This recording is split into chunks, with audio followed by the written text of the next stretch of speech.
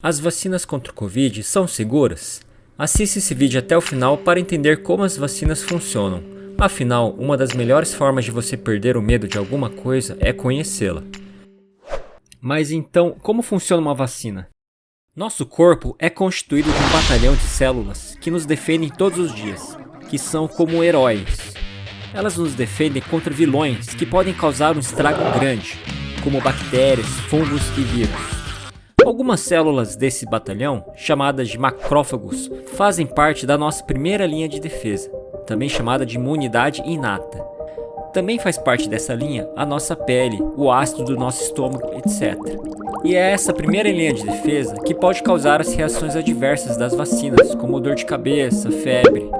A febre, na verdade, é uma forma do nosso corpo tentar combater os invasores aumentando a temperatura do corpo, porque alguns micro-organismos não suportam o calor. Nós também temos uma segunda linha de defesa que é muito poderosa, chamada de imunidade específica. Específica porque ela vai direcionar a defesa dependendo do tipo de invasor. Se for um vírus, ela vai montar uma estratégia, se for uma bactéria, uma outra. E uma característica fantástica dessa linha de defesa é que depois de vencida a batalha, ela pode se lembrar por anos da melhor estratégia para se defender. São formadas as chamadas células de memória. Elas ficam dormindo até quando precisarmos dela. Assim, se o mesmo invasor tentar atacar novamente, nosso batalhão vai estar mais bem preparado para se defender, de forma mais rápida e potente. E é aí que entra a vacina. É como se fosse um treino. A gente coloca no nosso corpo um pedaço do invasor, ou ele mesmo de forma mais fraco ou morto.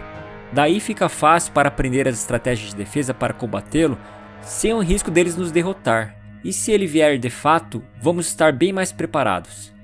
Então todas as vacinas funcionam basicamente da mesma forma. O que vai mudar é a estratégia de como fazer isso. Para a gente desenvolver uma vacina, primeiro a gente precisa conhecer o invasor. Cada invasor tem arsenais diferentes, por isso às vezes é fácil fazer a vacina para uma doença e para as outras ainda não temos até hoje, como o HIV. No caso do coronavírus, os cientistas já sabiam que ele é revestido com uma proteína chamada de spike, que é muito importante para o vírus conseguir grudar nas células e conseguir infectá-las. Esse conhecimento foi fundamental para desenvolver as vacinas de forma tão rápida, porque uma forma para derrotar o vírus é justamente bloquear essa proteína spike. Há 4 tipos principais de vacinas contra o Covid. A primeira e mais tradicional é usando o vírus inteiro, só que inativado, que é o caso da Coronavac, produzida pela empresa Sinovac na China. Esse vírus inativado é purificado e concentrado, e é isso que nós chamamos de IFA, ou ingrediente farmacêutico ativo, no caso da Coronavac. Depois é só pegar esse vírus, misturar com outros componentes, que é o que o Butantan faz. Esse IFA é como se fosse a farinha na receita de um pão. Outro componente que tem na Coronavac é o hidróxido de alumínio. É como se fosse o fermento da receita de pão. Sem ele, até dá para fazer um pão, mas não vai crescer muito. Esse composto é chamado de adjuvante. Ele potencializa a resposta imunológica. Digamos que não seja muito saudável injetar isso no seu corpo, mas como tudo na vida, é só não exagerar. A quantidade que tem é muito pequena e provavelmente você consome mais alumínio no seu dia a dia do que tem na vacina. Tem até no leite que você bebe. Além disso, ele é utilizado há mais de 70 anos em formulações de outras vacinas. Mas o que acontece depois que a gente injeta essa Coronavac no nosso corpo? O nosso sistema de defesa vai estudar esse vírus inativado. Essas células vão avisar outras que são mais especializadas no combate, que vão atacar, produzindo, por exemplo, anticorpos. E se esse mesmo vírus aparecer de novo, as células de memória vão lembrar dele e vão chamar de novo pelotão, que vão atacar rapidamente e com mais força. Em outro tipo de vacina, é utilizado parte do material genético do vírus, o RNA. Esse tipo de vacina é novo, nunca foi testado antes em humanos. É o tipo da vacina da Pfizer. A parte do RNA do vírus que contém as informações para produzir a spike são produzidas sinteticamente. Ou seja, a gente nem precisa do vírus para produzir. Esse RNA é então envelopado com pequenas bolhas de gordura, ou melhor dizendo, nanopartículas de lipídios, para protegê-lo, porque esse RNA é muito frágil. Aí quando a gente injeta no corpo, essas bolhas se fundem com as nossas células e o material genético do vírus é introduzido. Daí as fábricas internas das células pegam esse RNA e produzem a proteína do vírus. E o nosso sistema de defesa reconhece esse corpo estranho. Esse RNA logo em seguida é destruído pelas células. O terceiro tipo de vacina é pego esse material genético do coronavírus, só que ao invés de colocar em uma bolha de gordura, ele é colocado dentro de outro vírus inofensivo, que é o caso das vacinas da AstraZeneca Oxford, o mesmo produzido pela Fiocruz, e também é o caso da Sputnik da Rússia. Esse outro vírus então entra no nosso corpo e injeta o material genético do coronavírus nas nossas células. Aí é o mesmo processo que falei antes. Cada dose de meio ml de vacina da Fiocruz contém 50 bilhões dessas partículas virais.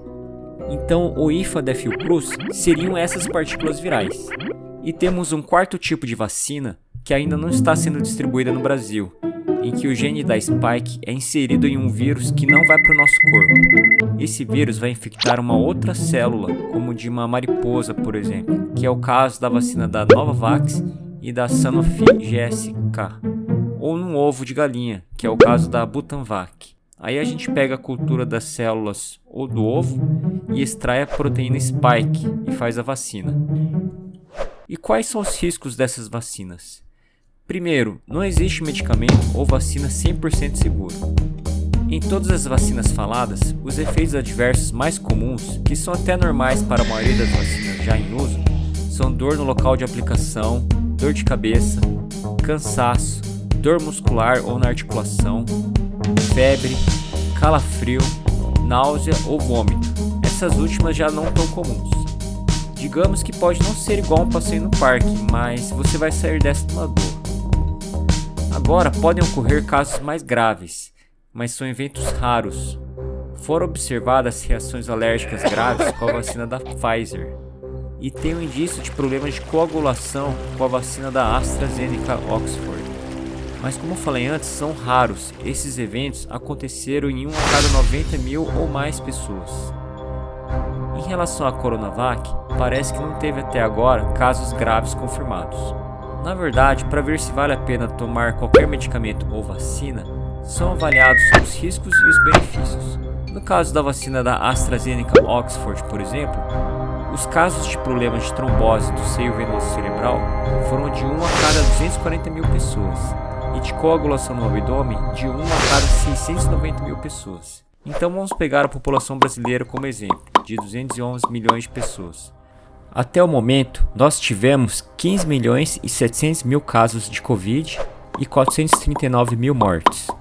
Se toda a população brasileira tivesse sido vacinada, e considerando uma efetividade de 60% da vacina, nós teríamos 6 milhões e 280 mil casos e 175.600 mortes até o momento. Ou seja, nós poderíamos ter 1.174 reações graves da vacina, inclusive fatais, mas poderiam ser salvas 263.400 vidas.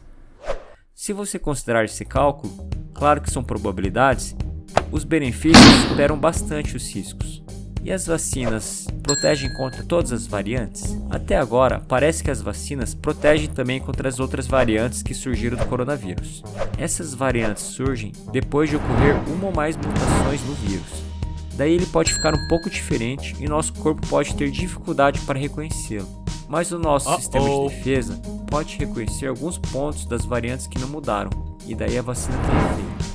Mas ainda não é conclusivo. Parece que algumas vacinas têm um efeito menor com algumas variantes. E elas vão surgindo e desaparecendo. Por isso, é muito importante a vacinação em massa o mais rápido possível e seguir ainda as medidas de distanciamento, o uso de máscara, para dar menos chances dessas variantes surgirem. Resumindo, se você for analisar os pontos fortes e fracos das vacinas aplicadas aqui no Brasil, não dá para falar que uma é melhor que a outra.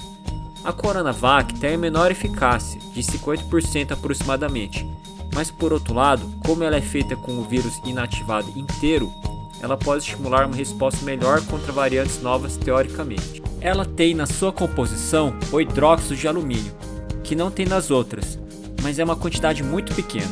A vacina da Pfizer tem uma eficácia de 90%, maior que da Coronavac, mas tem um risco maior de reações alérgicas mais graves, apesar de raras. A vacina da AstraZeneca Oxford parece ter uma eficácia de 60 a 80%, mas tem esses indícios de problemas de coagulação, apesar de raros também. São tecnologias diferentes, e não há até o momento nenhum estudo que mostre que uma seja melhor que a outra.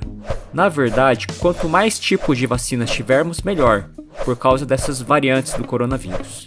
Esses números de eficácia foram obtidos em populações relativamente pequenas, então pode variar agora que estão sendo aplicadas em uma escala mundial, pois depende de uma série de fatores. E os efeitos adversos raros e graves podem ir surgindo quanto mais gente tomar a vacina, milhões de pessoas no caso. Então o importante é se vacinar, independente de qual vacina tenha disponível.